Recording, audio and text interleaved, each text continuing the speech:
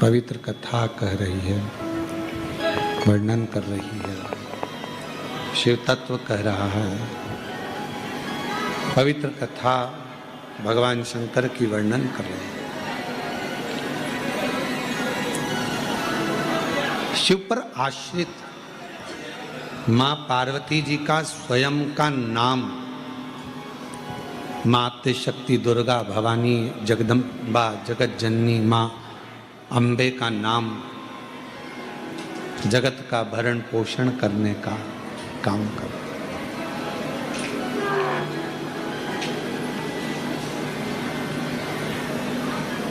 नवरात्रे आएंगे, प्रारंभ होंगे।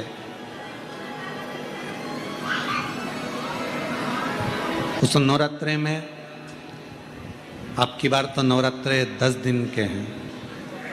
आप सभी को बहुत बहुत बधाई हो उसकी। कहते हैं नवरात्रे जब बढ़कर आते हैं, 9 दिन से अगर 10वें दिन नवरात्रे बढ़ जाते हैं, नवरात्रे अगर एक दिन भी बढ़कर आते हैं, तो माँ जगत जननी की आराधना करने वाले, साधना करने वाले भक्तों को जितना फल नवरात्रे का प्राप्त होता है, वो 10 गुना फल नवरात्रे में प्राप्त होगा। अगर नवरात्रे एक दिन बढ़ जाएं, 10 दिन के नवरात्रे हैं अब की बात।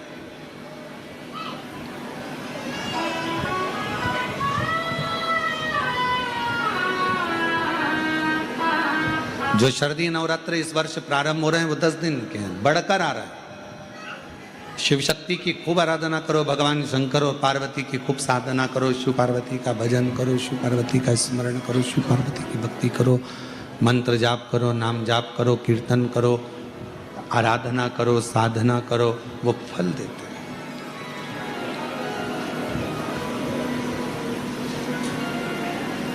आराधना साधना माँ अम्बा जगदम्बा की भी शिव के साथ करो। माँ पार्वती जी का जो जन्म हिमालय राज की नगरी में हुआ है, माँ जगत जननी जगदम्बा अम्बा जो हिमालय राज की नगरी में प्रकट हुई हैं, देवऋषि नारद उनका स्वरूप देखकर उनका भाग्य बता रहे। और फिर निवेदन करूं आप सभी को, जितने आस्था चैनल पर कथा सुन रहे हैं, आज प्रदोष के दिन ऑनलाइन कथा का तत्व ग्रहण कर रहे हैं, अपने घरों में, अपनी दुकानों में, व्यापारों में, नौकरी में, कहीं पर गाड़ी में बैठकर या कथा के पंडाल में बाबा कुबेरेश्वर बाबा की इस पवित्र धरा पर जितने भी कथा का तत्व ग्रहण कर रहे हैं, उनसे कहें देवऋषि नारद माँ पार्वती जी का भाग्य बता रहे हैं। और निवेदन करूंगा, दुनिया में भाग्य बताने वाले तो ढेर मिल जाएंगे, पर भाग्य बनाने वाला ढेर नहीं मिल सकता। भाग्य बनाने वाले तो एक ही हैं, और वह देव अधिदेव महादेव है। जो एक लोटा जल चढ़ाता है, मेरे शिव, मेरे शंकर, मेरे ओघड़ी, मेरे शंभु, मेरे त्रिकालदर्शी, उसके जीवन को बदलने का पूरा कार्य कर देते हैं। उसकी जिंदगी बदल देते हैं, उसका जीवन बदल देते हैं, संपूर्ण वो बदलते।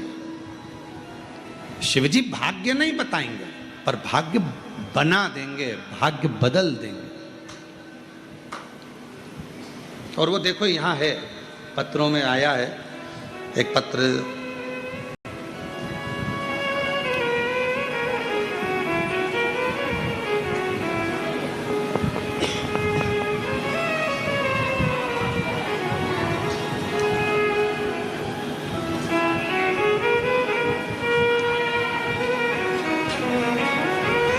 में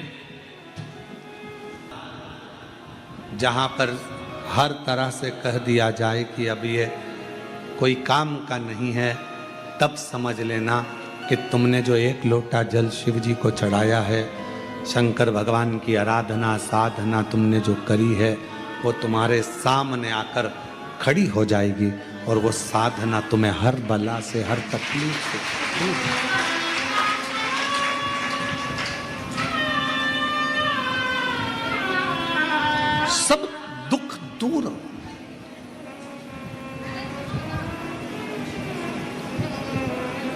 सारे कष्ट अपने आप मिटे। लोग कहते हैं हम कौन से भगवान की आराधना करें कि हमारे घर में लक्ष्मी आ जाए। लोग कहते हैं हम किस देवता की आराधना करें कि हमारे घर में संतान आ जाए। लोग कहते हैं हम किस देवता की आराधना करें कि दुख की घड़ी से पार हो जाए। शिव महापुराण की कथा कहती है भगवान नारायण को भी लक्ष्मी देने वाले तो मेरे शिव ही तो हैं। नहीं तो मां लक्ष्मी जी का विवाह उनकी माता तो भगवान शिव को देना चाहती थी, पर भगवान शंकर ने हाथ जोड़ निवेदन किया कि लक्ष्मी जी नारायण को दीजिए, भगवान विष्णु को दीजिए। नारायण एक चोर को भी कुबेर बनाने वाले तो स्वयं देवाधिदेव महादेव। तो दुनिया में अगर कोई संपदा दे सकता है, कोई वैभव दे सकता है, कोई लक्ष्मी दे सकता है, तो वो कुबेरेश्वर महादेव ही हो सकता है। जो कुबेर का भी भंडार भर दे, जो कुबेर को भी, एक चोर को भी कुबेर का पद प्रदान कर दे, वो कुबेरेश्वर बाबा ही हो सकता है। फिर कहा संतान तो शिव। जब भगवान कृष्ण आराधना करते हैं भगवान शंकर की गर्गाचार्य बाबा जी के कहने पर 11 दिन तक पार्थिव शिवलिंग का पूजन करते हैं अपनी रानी के साथ में बैठकर, तो एक एक रानी को 11 संतान शिव की कृपा से प्राप्त होते। शिव की कृपा से।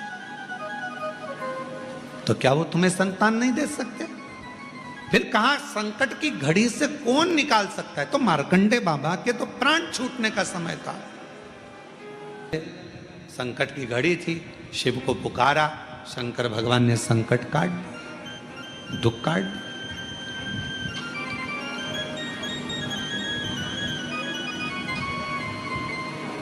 कौन ना? आज प्रदोष है पितृपक्ष की।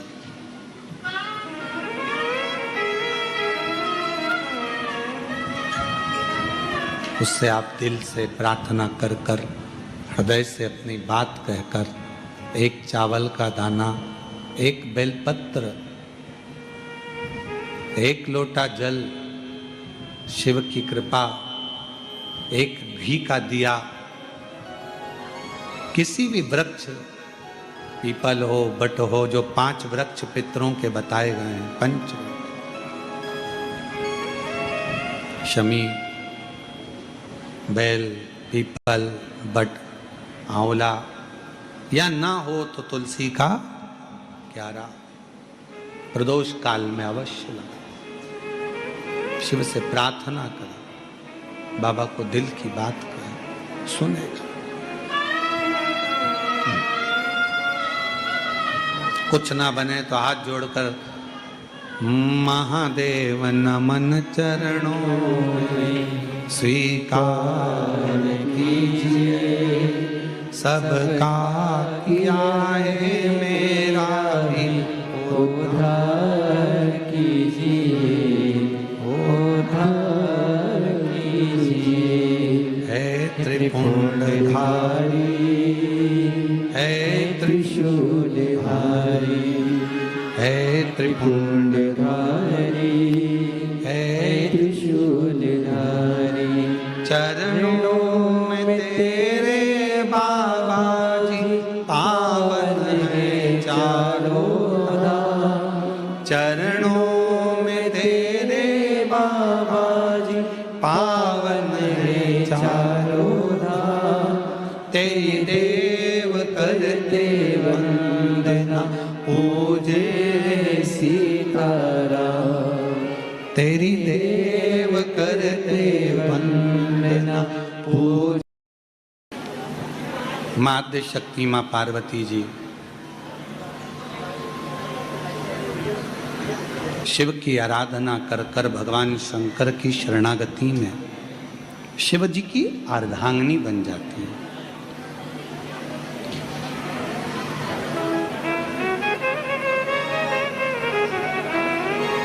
शिव जी के करीब में कई लोग कहते हैं कि शंकर जी पे हम जल चढ़ाते हैं तो वो जल इतना तेजवान हो जाता है कि शरीर के रोग मिटा देता है, ताप मिटा देता है, कष्ट मिटा देता है।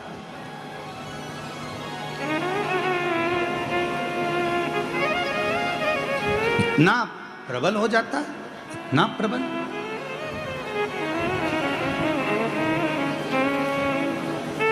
यदि सच्चे मन से, सच्चे भाव से शिव जी को यदि आप जल चढ़ाते हो और चढ़ाया हुआ जल का आचमन करते हो तो वो शरीर के रोगों को, तापों को समाप्त कर देता है। कायिक, वाचिक और मानसिक 3 ताप शिव जी के जल को आचमन करने से, पीने से समाप्त हो जाते। हम नहीं कह रहे हैं, शिव महापुराण की विद्येश्वर संहिता में लिखा है। गीता प्रेस गोरखपुर की लेकर आओ, पढ़ो, अध्ययन करो। कहीं सियोर वाला हमारा झूठ तो नहीं बोल गया? पढ़ो, पढ़ना जरूर चाहिए। कम से कम आपको खुशी होगी कि हमने पढ़ा भी है। महाराज जी गलत नहीं बोले कि शंकर जी पर चढ़ा हुए जल का आचमन करने से 3 ताप चले जाते, कायिक, वाचिक और मानसिक। आचमन।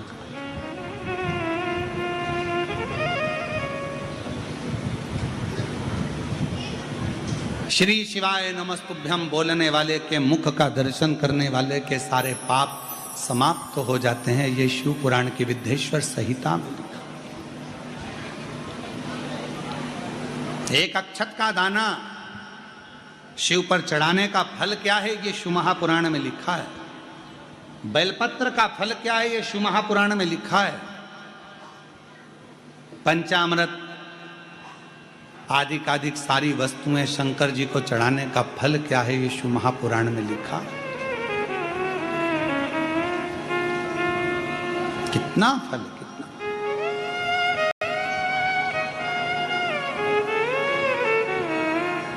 महाराज पार्वती जी ने शिव का संग किया, भगवान शंकर पति के रूप में मिल गए। समय आया, आगे वर्णन किया भगवान शंकर के सुंदर आनंदमय स्वरूप का। माँ जगत जननी ने स्वयं भगवान शंकर के एक स्वरूप का दर्शन किया तो शिव जटा में गंगा विराज रही थी। शिव जटा में, शिव जटा में गंगा जी विराज रही हैं, गंगा जी। और भगवान शंकर की जटा में जब गंगा जी विराजी हुई देखी तो भगवान शंकर के चरणों को नमन कर कर भगवान शंकर जी से पार्वती जी ने पूछा कि माँ गंगा जी को इतना ऊंचा स्थान कैसे मिल गया। पार्वती जी ने जैसे ही पूछा तो शिव जी कहते हैं, मेरे तप करने वाले को, मुझे भजने वाले को। फिर वही बात आ गई, शंकर जी की कथा सुनने वाला, शिव पर जल चढ़ाने वाला, कभी किसी की बराबरी मत करो।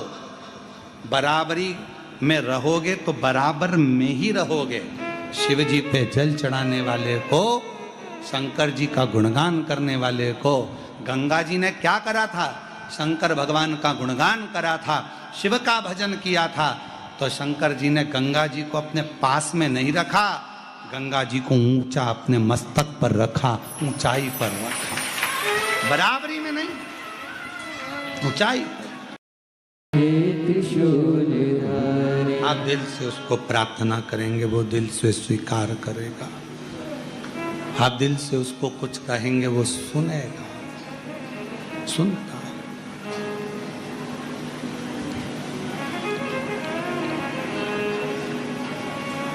पार्वती मैया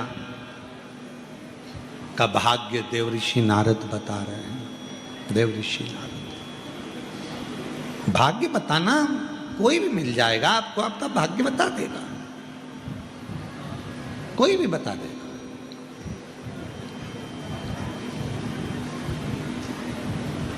रोड पे बैठा हुआ एक तोता भी तुम्हारा भाग्य बता देता है। एक वो देखा तुम लोगों ने मेले में रोड के किनारे पर तोता निकाल देता है, भाग्य बता देता है। तोता भी तुम्हारा भाग्य बता देगा, महाराज की भी जरूरत नहीं पड़ेगी, तोता भी बात। पर भाग्य बताने वाले ढेर मिल सकते हैं, पर भाग्य बनाने वाला, भाग्य बदलने वाला, तुम्हारे भाग्य को उन्नति की सीढ़ी पर चढ़ाने वाला तो केवल काल अधिपति महाकाल ही होगा। अकाल मृत्यु वो मरे जो काम करे चंडाल का, काल उसका क्या बिगाड़े जो भक्त हो महा। तुम्हारा भाग्य बनाने वाला तो काल अधिपति महाकाल।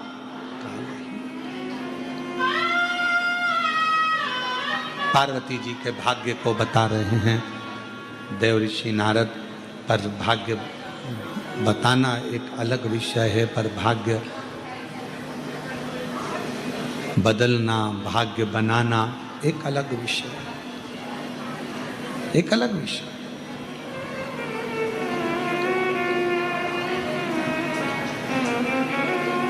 कह दिया नारद जी ने कि इनको जो मिलेगी, इनको जो पति मिलेंगे, भस्मी रमाने वाले, जटाजूट बांधने वाला, नग्न वेशधारी, ऐसा पति इनको प्राप्त होगा।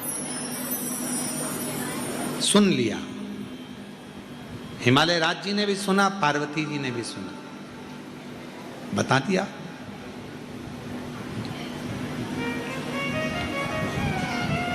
फिर एक बात कह दी